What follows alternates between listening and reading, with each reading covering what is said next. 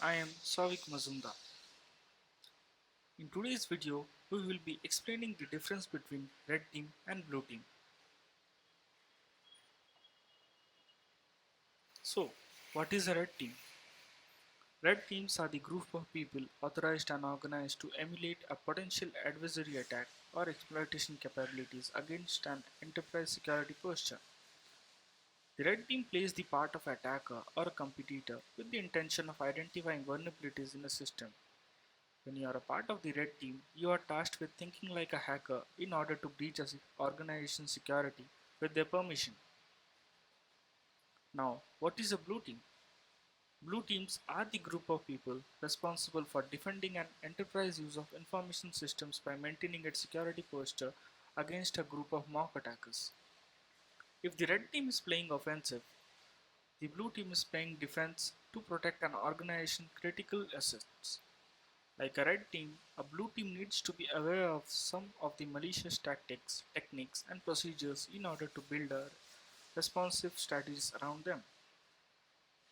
They are continuously involved to strengthen the digital security infrastructure using a software like an IDS, which is intrusion detection system, that provides them with an ongoing analysis of unusual and suspicious activity.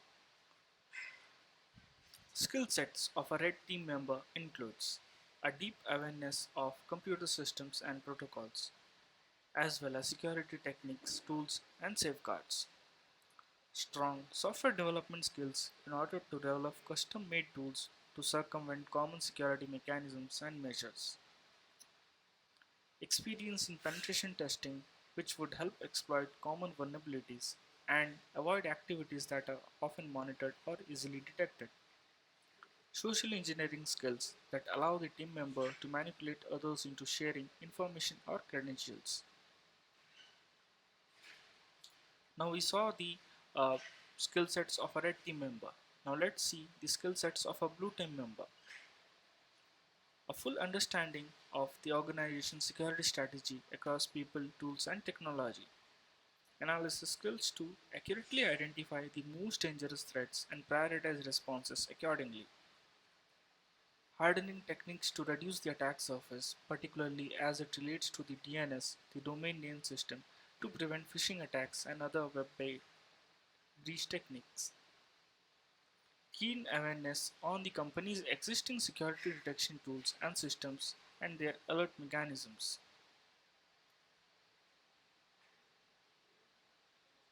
So, examples of a red team exercises: penetration testing, social engineering, where the red team attempts to persuade or trick member or staff into disclosing their credentials or allowing access to a restricted area.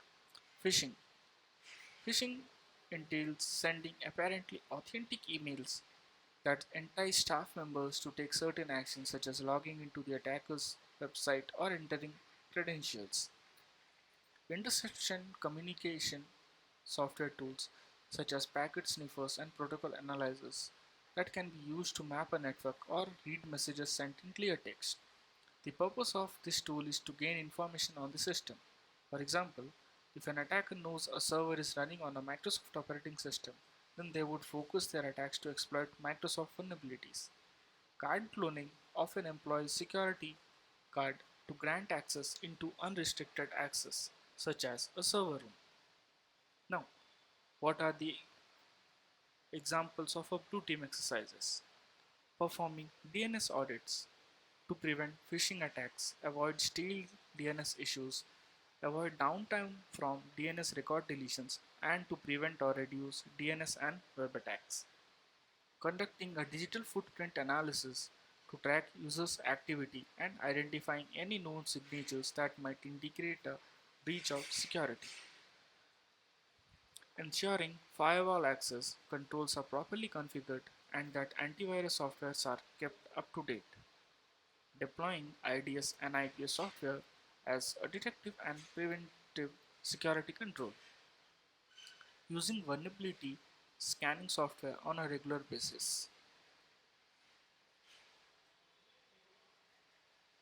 So, what are the benefits of red team blue team exercises? Implementing a red team or blue team strategy allows organizations to actively test their existing cyber defenses and capabilities in a low risk environment. By engaging these two groups, it is possible to continuously evolve the organization's security strategy based on the company's unique weakness and vulnerabilities, as well as the latest real world attack techniques. Through red team, blue team exercises, it is possible for the organization to identify misconfigurations and coverage gaps in existing security products, strengthen network security to detect targeted attacks and improve breakout time, elevate awareness among staff as to risk of human vulnerabilities which may compromise the organization's security, build the skills and maturity of organization security capabilities within a safe, low risk environment. Coming to the conclusion of red team versus blue team. So, the red and blue must coexist together in order to have effective cybersecurity and prepared infrastructure. You need the two teams to work in conjunction with one another. The red team needs to target the infrastructure in new and innovative way by thinking out of the box, whereas the blue team need to use equal amounts of ingenuity in their defense and practice for the day when the incident response are triggered. A company's cybersecurity department is required to have a developed knowledge around how to engage both teams to work together and learn from each other. Antiquated practice needs to be set aside in favor of the adoption of purple teamers, which is the both blue team and the red team. This should be investigated to help improve cybersecurity response and prevent incidents in a company. Thank you. This is all was the difference between the red team and the blue team. Hope you liked it.